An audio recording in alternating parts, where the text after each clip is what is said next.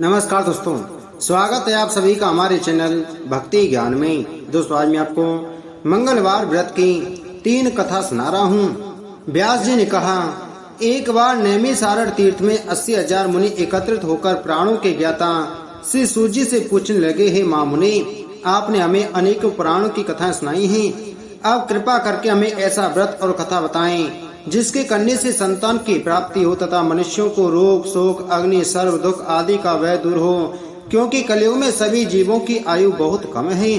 फिर इस पर उन्हें रोग, चिंता के कष्ट लगे रहेंगे तो फिर वह श्री हरि के चरणों में अपना ध्यान कैसे लगा सकेंगे।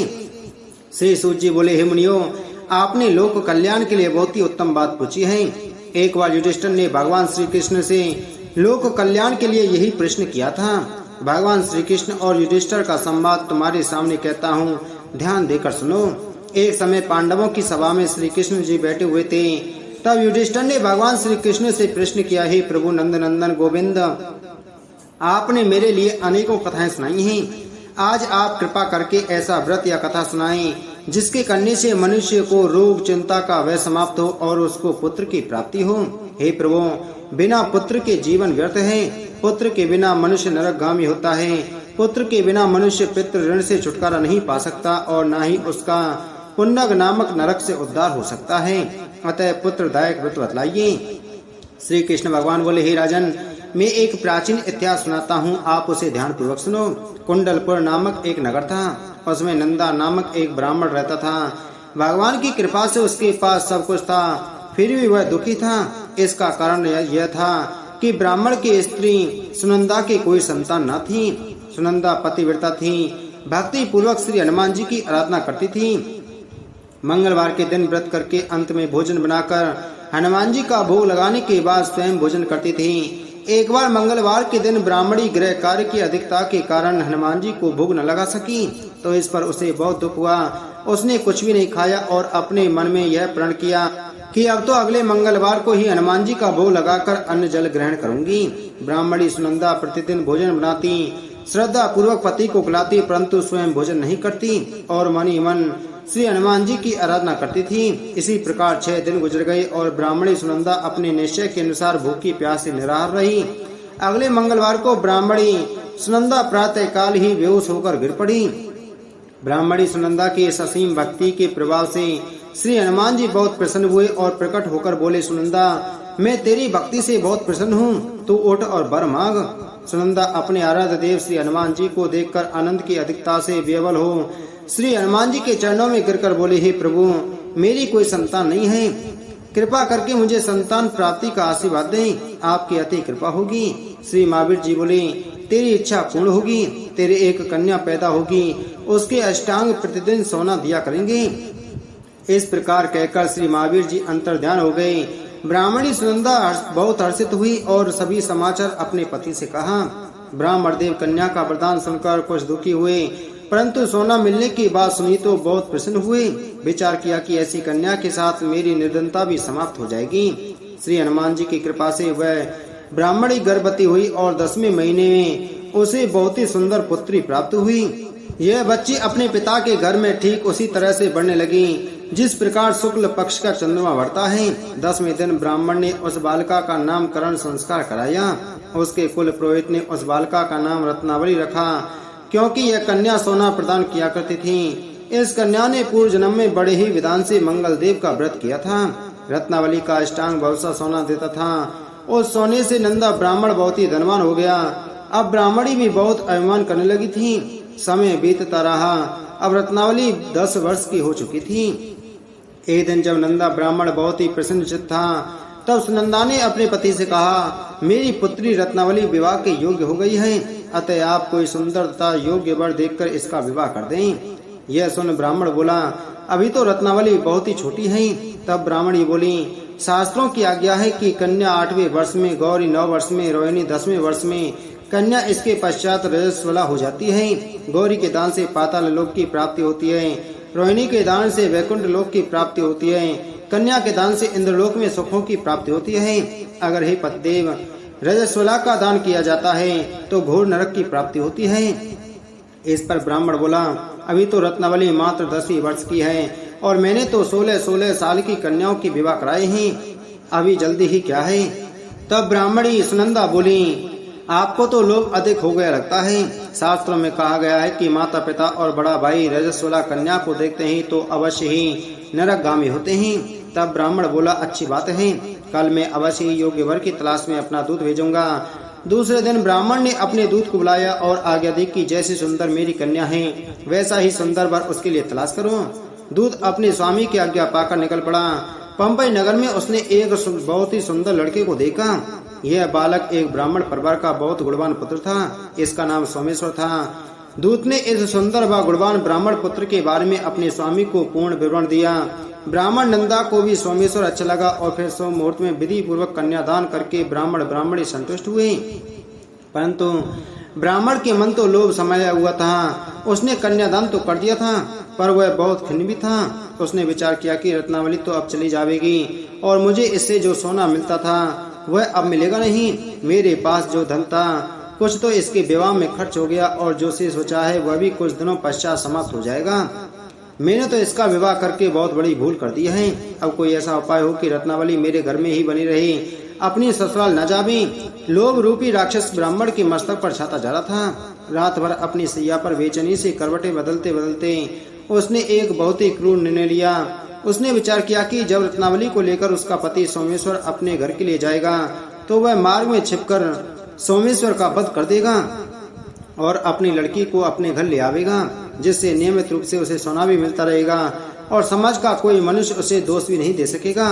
प्रातः काल हुआ तो नंदा और सुनंदा ने अपने जमाई तथा लड़की को बहुत सारा धन देकर विदा किया। सोमेश्वर अपनी पत्नी रत्नावली को लेकर ससुराल से अपने घर की तरफ चल दिया। ब्राह्मण नंदा महालोक के वशभूत अपनी मति खो चुका था। पाप पुण्य का उसे कुछ विचार न रहा था। अपने भयानक व क्रूर निर्णय को कार्य रूप देने के लिए उसने अपने दूत को मार्ग में अपने जमाई का वध करने के लिए भेज दिया था, ताकि रत्नावली से प्राप्त होने वाला सोना उसे हमेशा मिलता रहे, वो कभी निर्धन न हो। ब्राह्मण के दूत ने अपने स्वामी की आज्ञा का पालन करते हुए उसके जमाई सोमेश्वर का मार्ग में ही वध कर दिया। समाचार प्राप्त कर ब्राह्मण नंदा मार्ग में पहुंचा और रोदन करती अपनी पुत्री रत्नावली से बोला, हे पुत्री, मार्ग में लुटेरों ने तेरे पति का वध कर दिया है। भगवान की इच्छा के आगे किसी का कोई बस नहीं चलता है। अब तू घर चल, वहाँ पर ही रहकर शेष जीवन व्यतीत करना। जो भाग्य में लिखा है वही होगा। अपने पति की अकाल मृत्यु से रत्नावली बहुत दुखी हुई। करुण क्रंदन व रोदन करते हुए अपने पिता से बोली, हे पिताजी, इस संसार में जिस स्त्री का पति नहीं है उसका जीना व्यर्थ है। मैं अपने पति के साथ ही अपने शरीर को जला दूंगी और सती होकर अपने इस जन्म को माता पिता के नाम को तथा सास ससुर के यश को सार्थक करूंगी। ब्राह्मण नंदा अपनी पुत्री रत्नावली के वचनों को सुनकर बहुत दुखी हुआ। विचार करने लगा, मैंने व्यर्थ ही जमाई वध का पाप अपने से लिया। रत्नावली तो उसके पीछे अपने प्राण तक देने को तैयार है। मेरा तो दोनों तरफ से मरण हो गया। धन तो अब मिलेगा नहीं।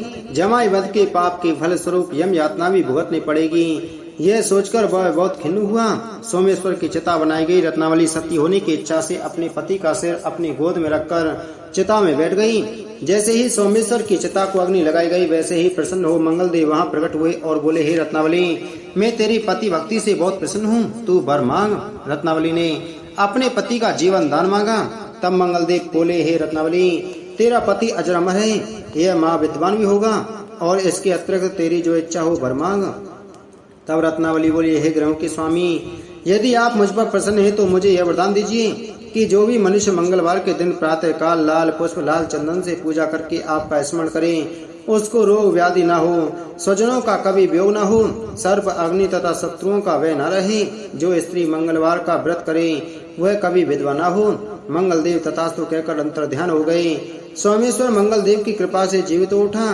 रत्नावली अपने पति को पुनः प्राप्त कर बहुत प्रसन्न हुई और मंगल देव का व्रत कर प्रत्येक मंगलवार को करके व्रतराज और मंगल देव की कृपा से इस लोक में सुख ऐश्वर्य को भोगते हुए अंत में अपने पति के साथ स्वर्ग लोक को चली गई।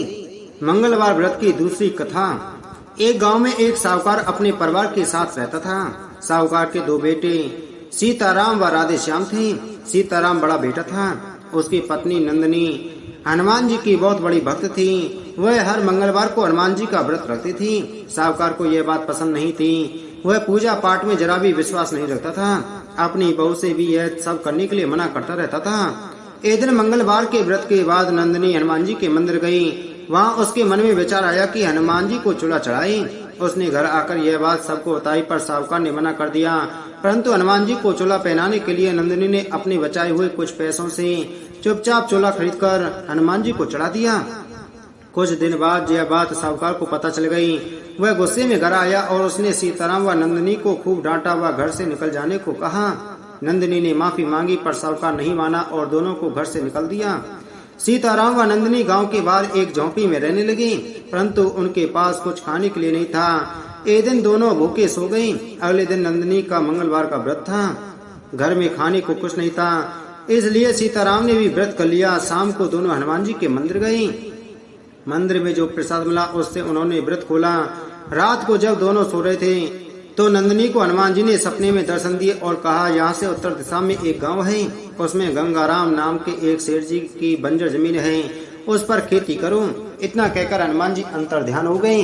सुबह नंदिनी ने सीताराम को यह बात बताई, पर उन्हें समझ नहीं आ रहा था कि बंजर जमीन पर खेती कैसे होगी। सुबह दोनों हनुमान जी का आदेश मानकर सेठ जी के घर पहुंच गए। सीताराम ने उनसे बात की और कहा, सेठ जी आप वह बंजर जमीन मुझे खेती करने के लिए दे दीजिए। मेरे पास देने को कुछ नहीं है, परंतु जो भी फसल होगी उसका आधा हिस्सा मैं आपको दे दूंगा। सेठ जी ने उसे समझाया, वह जमीन सालों से बंजर पड़ी है, उसमें कुछ नहीं होगा। पर सीताराम की विनती करने पर भी मान गए। सीताराम ने उसी दिन से खेत को जोतना शुरू कर दिया। दिन रात मेहनत करने पर भी खेत की मिट्टी उपजाऊ नहीं हो पा रही थी। नंदिनी कुछ घरों में काम करती, जिससे शाम को खाने के लिए कुछ मिल जाता था। एक दिन सीताराम जब खेत में हल चला रहा था तो उसका हल एक जगह अटक गया। उसने हाथ से खोदा तो एक मटकी निकली जिसमें सोने के सिक्के भरे थे। सीताराम को समझ आ गया कि क्यों हनुमान जी ने उसे इस बंजर जमीन पर खेती करने के लिए कहा है। वह मटकी लेकर घर आ गया। शाम को सीताराम व नंदिनी मंदिर गए। हनुमान जी के पैरों पर सर रखकर दोनों रोने लगे। इसके बाद सीताराम ने कुछ सिक्के बेचकर कुछ लोगों को अपने साथ काम पर लगा लिया। पूरे खेत को जोतकर बीज बो दिए। कुछ ही दिन बाद फसल तैयार हो गई। फसल का आधा हिस्सा उसने सेठ जी को दे दिया। तब सेठ जी ने कहा, तुम इस खेत को खरीद लो, तुमने बहुत मेहनत की है। सीताराम ने वह खेत खरीद लिया। कुछ दिन बाद सीताराम ने कुछ और खेत खरीद लिए। उसने बहुत तरक्की कर ली। उसी गांव में उसने एक बहुत बड़ा मकान बनाया। उसमें बड़ा सा हनुमान जी का मंदिर बनवाया। सीताराम अब केवल हिसाब किताब देखता था। नौकर खेतों में काम करते थे। उधर साहूकार पर हनुमान जी का प्रकोप पड़ा। साहूकार के घर चोरी हो गई, उसके खेत बंजर हो गए। साहूकार व उसका बेटा एक दिन उसी गांव में आए और सीताराम के यहाँ आकर काम मांगने लगे। सीताराम ने उन दोनों को देखा तो जाकर पिताजी के पैर छुए। साहूकार ने सब कुछ बताया। सीताराम पूरे परिवार को अपने यहाँ ले आया। तब से साहूकार व उसका पूरा परिवार मंगलवार का व्रत करने लगे। वह हनुमान जी की भक्ति में लग गए। हे बजरंगबली, इसी तरह अपने भक्तों पर कृपा बनाए रखना। मंगलवार की तीसरी कथा। एक बुढ़िया थी। वह मंगल देवता को अपना इष्ट देवता मानकर सदैव मंगल का व्रत रखती, मंगलवार व्रत कथा पढ़ती और मंगल देव का पूजन किया करती थी। उसका एक पुत्र था जो मंगलवार को उत्पन्न हुआ था। इस कारण उसको मंगलयाग के नाम से बोला करती थी। मंगलवार के दिन ना तो घर को लीपती और न ही पृथ्वी खोदा करती थी। एक दिन मंगल देवता उसकी श्रद्धा की परीक्षा लेने के लिए उसके घर में साधु का रूप बनाकर आए और द्वार पर आवाज दी। बुढ़िया ने कहा, महाराज क्या आज्ञा है? साधु कहने लगा कि बहुत भूख लगी है, भोजन बनाना है, इसके लिए तू थोड़ी सी जमीन लीप दे तो तेरा पुण्य होगा। यह सुनकर बुढ़िया ने कहा, महाराज आज मंगलवार का व्रती हूँ, इसलिए मैं चौका नहीं लगा सकती। कहो तो जल का छिड़काव कर दूं, उस पर भोजन बना लें। साधु कहने लगा कि मैं गोबर से ही लीपे चौके पर खाना बनाता हूँ। बुढ़िया ने कहा, पृथ्वी लीपने की सिवाय और कोई सेवा हो तो मैं सब कुछ करने के वास्ते उद्यत हूँ। पर साधु ने कहा कि सोच समझकर उत्तर दो, जो कुछ भी मैं कहूँ सब तुमको करना होगा। बुढ़िया कहने लगी कि महाराज पृथ्वी लीपने के अलावा जो कुछ भी आज्ञा देंगे उसका पालन अवश्य करूंगी। बुढ़िया ने ऐसे 3 बार वचन दे दिया। तब साधु कहने लगा कि तू अपने लड़के को बुलाकर औंधा लटा दे, मैं उसके पेट पर भोजन बनाऊंगा। साधु की बात सुनकर बुढ़िया चुप हो गई। तब साधु ने कहा, बुला ले लड़के को, अब सोच विचार क्या करती है। बुढ़िया मंगलिया कहकर पुकारने लगी। थोड़ी देर बाद लड़का आ गया। बुढ़िया ने कहा, जा बेटे, तुझको बाबाजी बुलाते हैं। लड़के ने बाबाजी से जाकर पूछा, क्या आज्ञा है महाराज? बाबाजी ने कहा कि जाओ अपनी माताजी को बुला लाओ। तब माताजी आ गईं। तो साधु ने कहा कि तू ही इसको लिटा दे। बुढ़िया ने मंगल देवता का स्मरण करते हुए लड़के को औंधा लिटा दिया और उसकी पीठ पर अंगीठी रख दी। कहने लगी कि महाराज, अब जो कुछ आपको करना है कीजिए, मैं जाकर अपना काम करती हूँ। साधु ने लड़के की पीठ पर रखी हुई अंगीठी में आग जलाई और उस पर भोजन बनाया। जब भोजन बन चुका तो साधु ने बुढ़िया से कहा कि अब अपने लड़के को बुलाओ, वह भी आकर भोग ले जाए। बुढ़िया कहने लगी कि यह कैसे आश्चर्य की बात है कि उसकी पीठ पर आपने आग जलाई और उसी को प्रसाद के लिए बुलाते हैं। क्या यह संभव है कि अब भी आप उसको जीवित समझते हैं? आप कृपा करके उसका स्मरण भी मुझको ना कराइए और भोग लगाकर जहाँ जाना हो जाइए। साधु के अत्यंत आग्रह करने पर बुढ़िया ने जो ही मंगलिया कहकर आवाज लगाई, त्यों ही वह एक ओर से दौड़ता हुआ आ गया। साधु ने लड़के को प्रसाद दिया और कहा कि माई, तेरा मंगलवार व्रत करना पड़ना सफल हो गया। तेरे हृदय में दया है और अपने इष्ट देव में अटल श्रद्धा है, इसके कारण तुमको कभी कोई कष्ट नहीं पहुँचेगा। बोलो मंगल देवता की जय, बोलो बजरंग बली की जय।